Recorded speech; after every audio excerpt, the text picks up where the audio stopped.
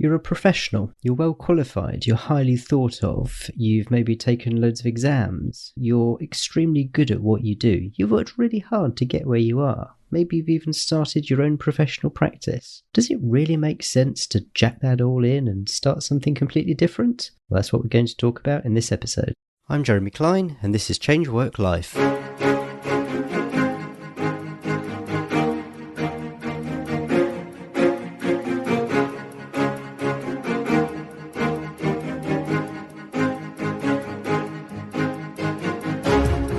Hello and welcome to the Change Work Life podcast, the show that's all about beating the Sunday evening blues and enjoying Mondays again. I'm delighted this week to welcome to the show Emma Austin. I first met Emma when she was an accountant who'd built up an extremely successful practice, but recently I found out that she'd switched and become a dog behaviourist. So I had to ask Emma onto the show to find out a bit more about this change. Emma, welcome to the podcast. Hi, Jeremy. Delighted to be here.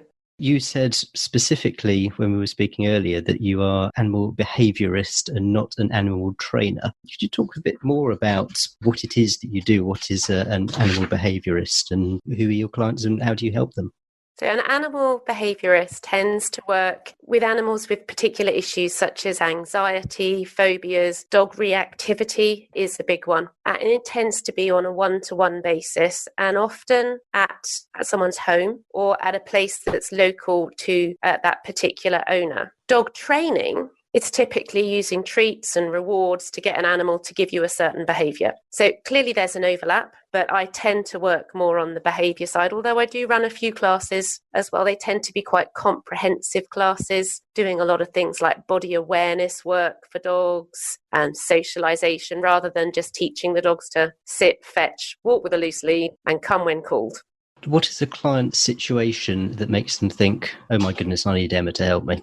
It's often when they've tried to go to a training class and it's been a disaster because their dog's been barking or was unable to get out of the car. It's quite often when they're beginning to think about rehoming or euthanasia because they feel like they've reached the end of the road before they contact me, which is one of the reasons I love it, because you actually do feel like you can make an amazing difference in everyone's life. So these are people who got a dog and then realised they're just not equipped to look after it. Yes, except sometimes, like with children, you don't know what you're going to get. So you might decide in your own mind you want to get a dog for companionship, but your dog wants to walk 30 miles a day. Or you might want to walk 30 miles a day and your dog just wants to sit and cuddle on the sofa. So often the owners are not well matched to the dog or don't have the skills, resources to give the dog what they need. Is this something that people can think about, before even buying their first dog? I mean, can you advise them on different types of breeds or personality types or all that sort of thing before they go out and actually buy one? Yeah, absolutely. There is information out there. But quite often, I think, as an owner or potential owner, you think life will unfold in a certain way. And actually, the reality of having your dog is different. So if you're going to go and get a collie, you're quite often committed at the outset to the 2 walks a day and a bit of enrichment. And then lives change. And all of a sudden, you find you can't take the dog out twice a day. Perhaps the dog's starting to get reactive. So you don't want to take the dog out twice a day. It's barking at everyone. So the life of you and the dog gets smaller and smaller and smaller, and the dog gets more and more nuts. But at the outset, it's what you thought you wanted. I think especially for first-time dog owners, it's a tough call. I have an owner who's got a little pug who got the pug because they wanted to go on long walks together. And I was thinking, it's this really tiny. It's never going to do that. Not ever. But sometimes your brain doesn't go quite that far. Yeah, pugs are the ones with quite little legs, aren't they? Tiny creatures, yeah. So have animals always featured in your life? So when you were a kid, did you have pets growing up? I had mixed feelings about animals growing up. I'm actually crazy allergic, gets me into hospital allergic. I have quite severe asthma, which made the last lockdown pretty tough for me. So I didn't want dogs or cats as an adult. My ex-husband decided, because he was at home and he was lonely, he wanted to get a dog. Massive rows, massive. I did not want the dog. In the end, I gave in and he got the dog. And then he left about a year later and he left the dog. That's how I got into dog ownership. And how has that interacted with the allergies and the asthma? So for the first maybe 8 to 10 years, we did have to bath the dogs in anti-allergy shampoo and be careful about which rooms they have access to, put down lino as opposed to carpet. But interestingly, over the years, we have all found we are less allergic to our dogs. Now, if we have other dogs in the house, my face swells up, my eyes run, I wheeze. But no, you do gradually, I think, build up a little tolerance to them. Let's go back to the accountancy, which is obviously when we first met. Was becoming an accountant, was that kind of like your first proper job? Or did you try other things before you started in accountancy? It's my first proper job, but I had pootled around. So my degree was in engineering. I'd done a spell doing voluntary work overseas in an orphanage and in a centre for rehabilitating the paralysed in Bangladesh. Came back from that, wanted to become a teacher to make a difference in the world, having seen what I'd seen when I was abroad. But when I was doing my teacher training, I met my ex-husband. And then we decided to stay, and I went into teaching an inner city school in North London. And then I've taught in a private school as well. But once I had the 2 children, I found that it didn't fit in very well actually with having kids, because you needed childminders before school, childminders after school. It was just utterly exhausting. So I started then to reevaluate where I was going to go with my career. Certainly, I've got 3 children altogether, but at that time I had 2, and just the childcare costs for the 2 children meant it wasn't worth going and doing a day's work. So I then began thinking about what else I might like to do. So I didn't study for accountancy until I had child number 1. So when you were reevaluating this and leaving aside how you got into accountancy, which we'll get on into a minute, I mean, what were you identifying as what you wanted the job to do for you in terms of things like hours and flexibility? I did all of the research, and I wanted a job that would give me some flexibility to work around the children. I wanted something that would use my brains and would challenge me professionally a little bit. And I wanted to be able to earn an income that would support my family. So that was, even in the very early days, it was on my mind that I would be the one supporting the children. So I wanted to have a career that would allow me to go all of the way and support them and pay the mortgage, as well as cover any childcare costs and be flexible.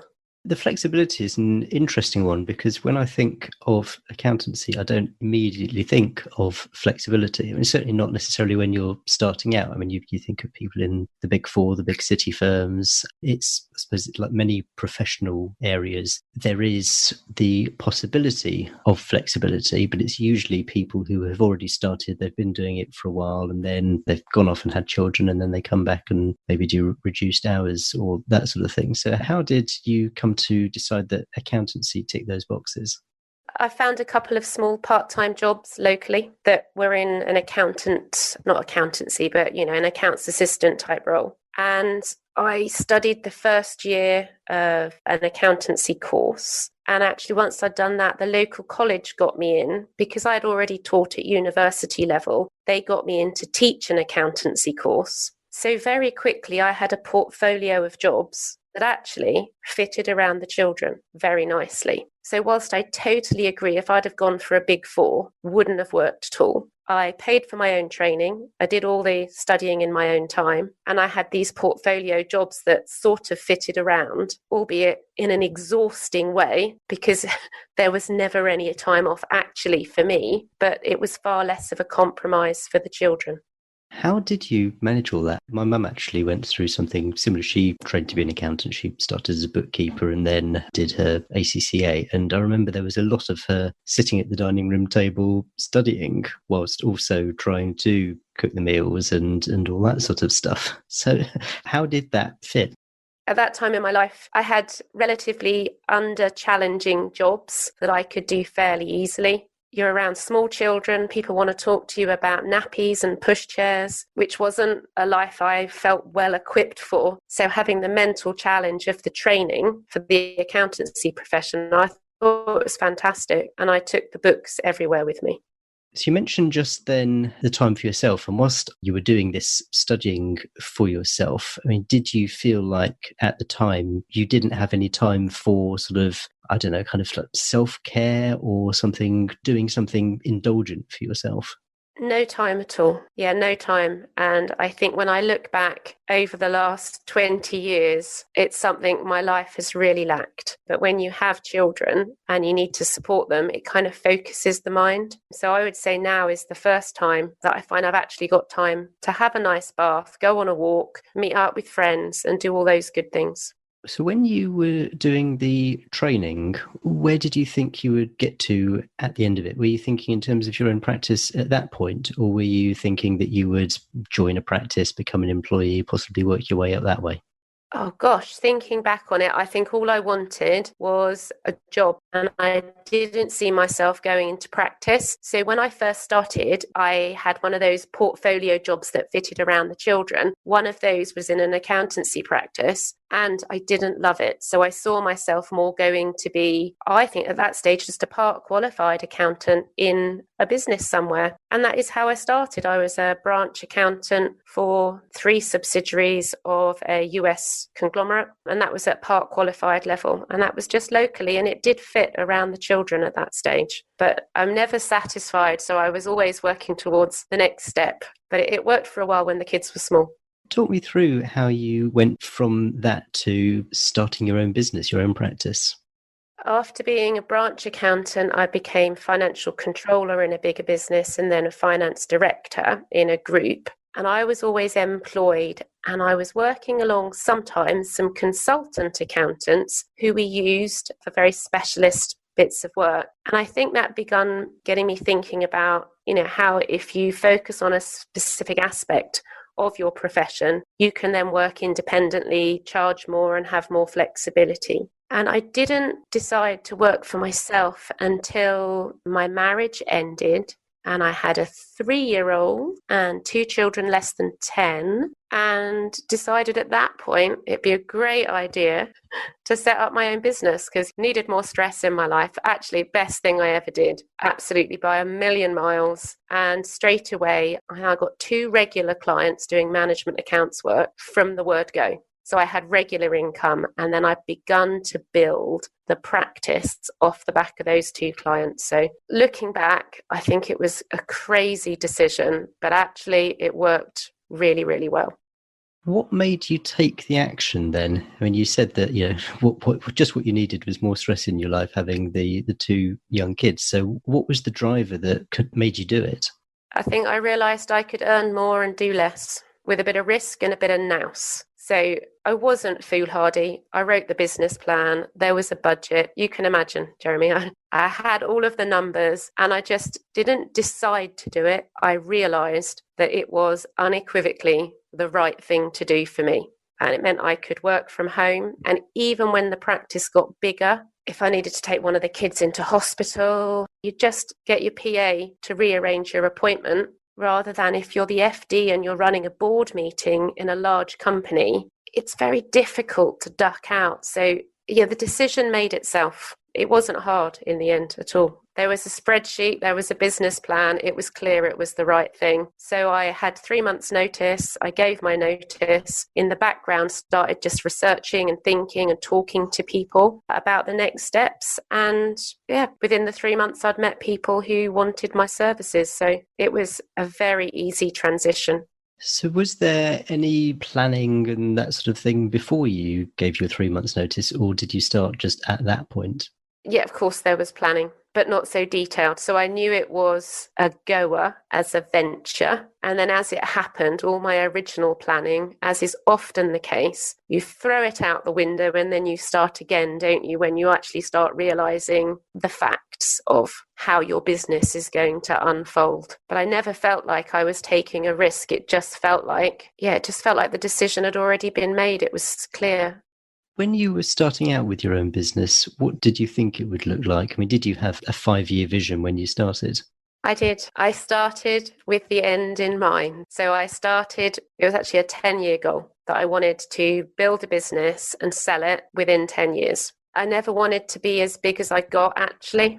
My vision was just to have a relatively small business being quite bespoke. But what I found was it was hard to stick with a niche, because if you're doing someone's management accounts, business planning, their finance director work, they will quite often ask you to do their tax returns or their financial accounts. So I quickly began to employ a team and get the necessary regulatory infrastructure set up so we could offer an integrated suite of services. So that was a little off-piste really for me, and it took quite a lot of overhead to hold that bigger business, the integrated suite of services together, which wasn't really my intention at the start. Did you explore other options? I mean, could you have done this through referrals, best friend networks, that sort of thing, rather than employing all the people to offer these services in your own outfit? Yeah, I did look at that. I looked at being part of a franchise as well. I think with accountancy, maybe similarly to law, the way that practices tend to be structured is that you have a principal who's insured and responsible for everything that happens. And I think I wanted very much to know, therefore, what was happening and to feel competent to sign off on all of those services. So whilst I looked at working, as you say, with a network, I don't think at that time I had enough expertise to be able to really work that network. What I needed was to do the work myself first and then employ people and supervise them, so I understood how it was going to integrate. I'd like to go back to your 10-year plan and your plan at the very start to build up the business over 10 years and then to sell it. Why have that plan? Why decide that you're going to build something up for 10 years and then sell? I never wanted to have a particularly high income or to have a profession that lasted a lifetime. So I did it as a project because it intrigued me, it interested me to build something up, and I was excited to be on that journey. I did also have the 3 children, so I did not want to tie myself too heavily into earning an income. I wanted that flexibility. And by employing people, I did create that flexibility. And there are also tax credits and things for being a single parent, which with a lower income, I could take advantage of. But I didn't want to do it for a lifetime, and I knew that absolutely from the outset.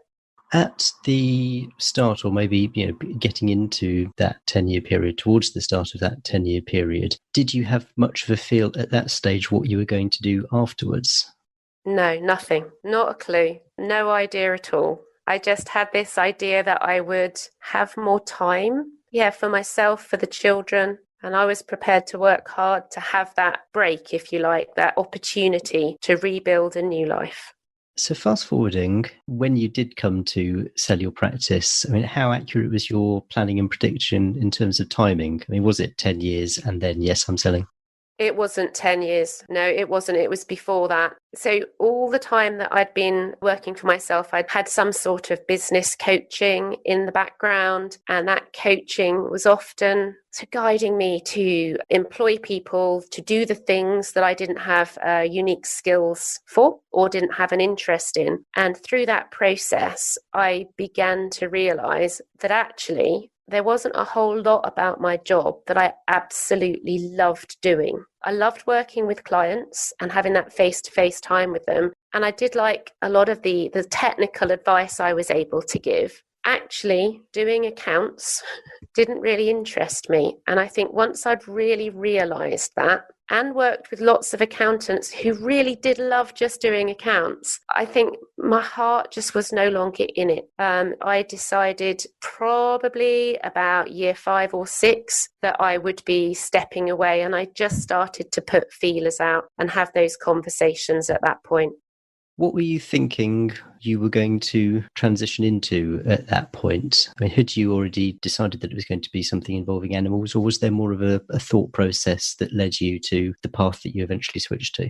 I was really reticent to rush into anything. So because I suppose with hindsight, I wonder if I rushed to set up that practice. But, to be honest, I think it still was the right thing given my circumstances. But I didn't want to rush into setting up a dog business and then get 5 years down the line and think, That wasn't right either. So when I originally started thinking about stepping away from practice work, I thought I might just carry on with contract work in accountancy. So contract finance director work, which actually after the sale of my business, I did carry on with some part-time contract work while I just explored other options. And to start with, I'd been taking the dog that I was left with and then my second dog to dog training at a dog training school, and I'd qualified as a dog training instructor. But at that time, I wasn't really committed to the idea. There was something that didn't quite sit well with me. So I didn't run into it at all, and I've carried on with contract work right up until quite recently. But I've done quite a lot of studying to be qualified as a behaviourist. And then over the last 3 years, doing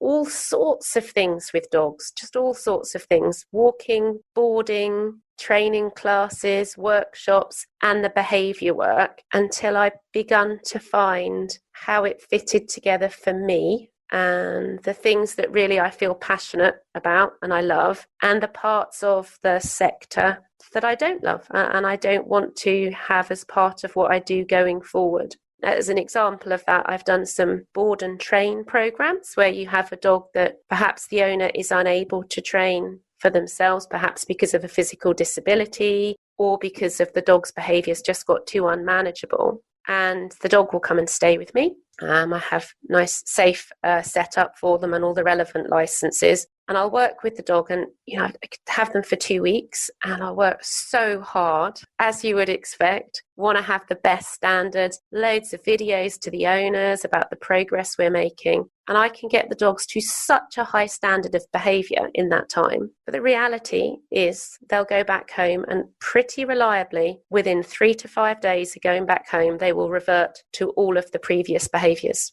I just don't feel that's rewarding for me. In fact, it's quite disheartening. So having tried it and done some wonderful work, got some great case studies for my own professional development from it, it's not the way I want to go forward. I like to work with dogs in their home environment, supporting the owners, because ultimately it's about changing the relationship between the dog's owner and the dog. Yes, you can step in and make an intervention, but ultimately the relationship with the dog's owner has to work. So yeah, it's been a journey exploring all the different aspects, and I'm really grateful that I have had some time to do that and not just to have to jump straight in. So I have a whole life set up now that works beautifully for me. I have a lovely camper van that I take to my paddock where I work when I'm doing work outdoors, and when I'm meeting people indoors, I have all the resources that I need. Not that we're doing that during lockdown, obviously. But yeah, it's been great to have the time actually over the last 2 or 3 years to work out how I wanted this to work for me. And as part of that process, you said that you've tried lots of things, but all of them involving dogs. When did you decide that whatever you were going to do, it was going to involve dogs?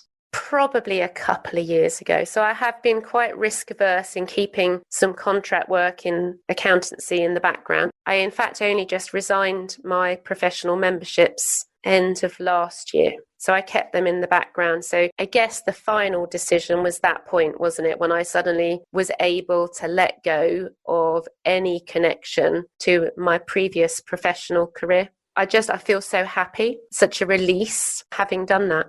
And in terms of this exploration process, I mean, were there any other sort of things that you did, be it coaching or personality tests or whatever it might be, to make you comfortable that you had made the right decision? Or was it all just based on trying a bit of this, trying a bit of that?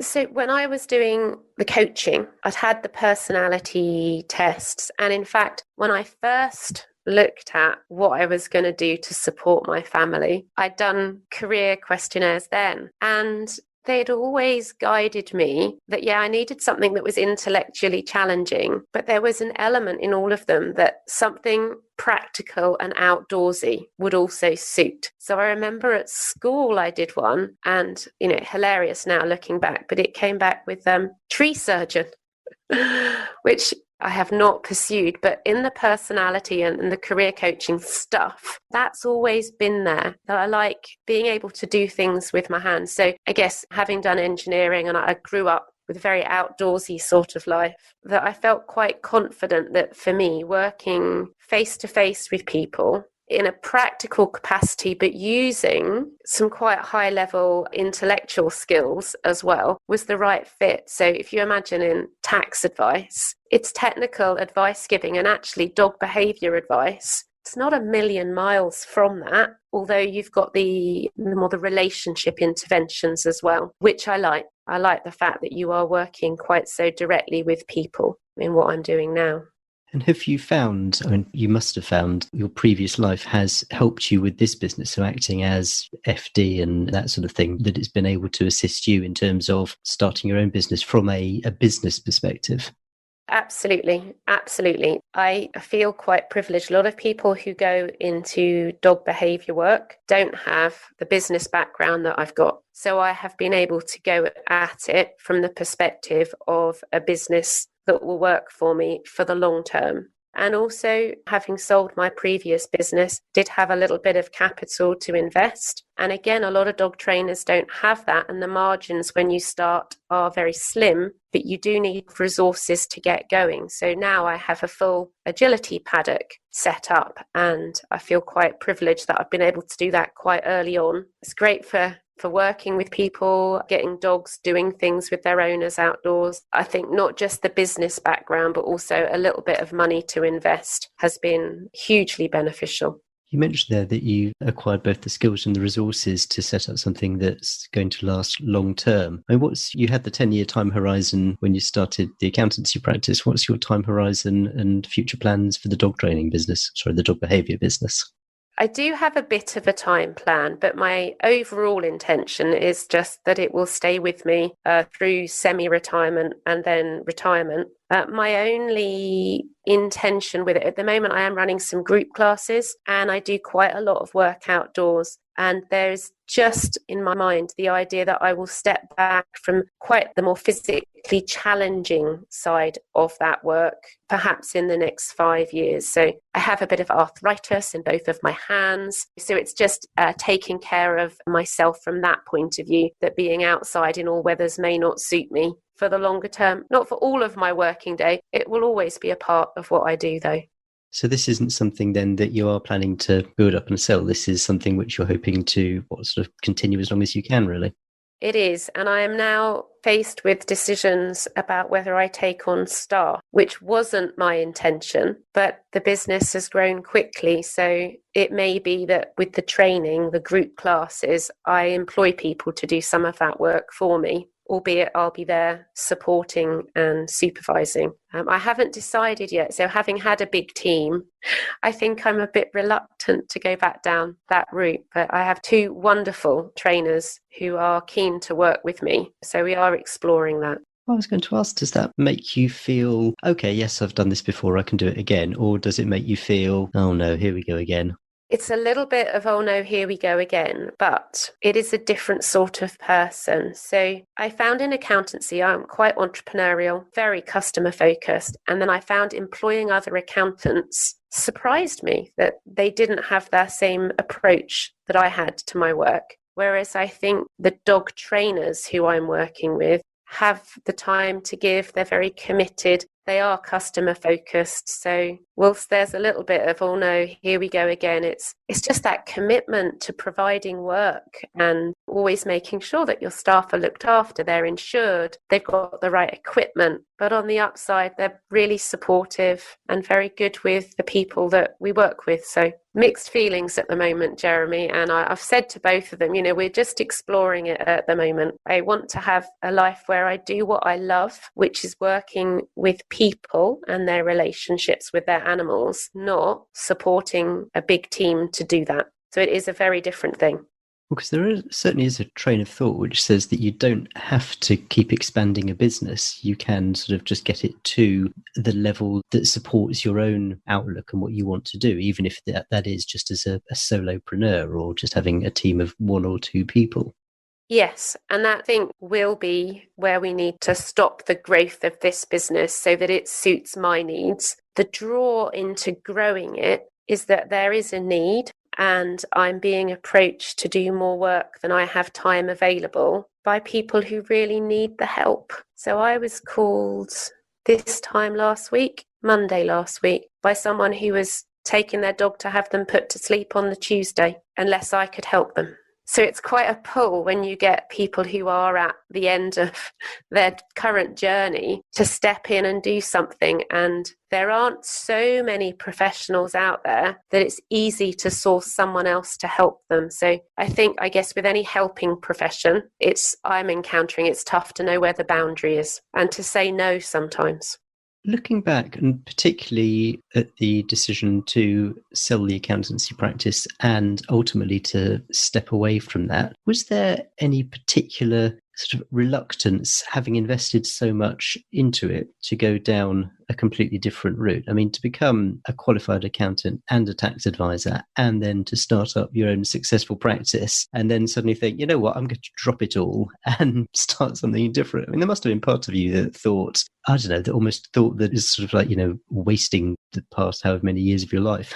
There's a little bit of that. For the most part, it wasn't an intellectual decision to move on. It was a realization. And I remember a moment in a coaching workshop, and everyone was analyzing all the business processes that go on and who in their team was best placed to do them and the things that they loved in their own business. And when I realized I didn't love enough of it, the decision was made. And I've not regretted the decision at any point, and I've not felt like I've second guessed myself there.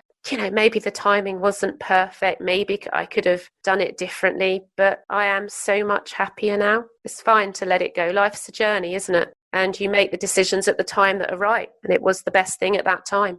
Well, to ask the impossible, and I think one guest told me unfair question, I mean, does part of you wish that actually you had not made the decision to go into accountancy, but instead had started with something like this?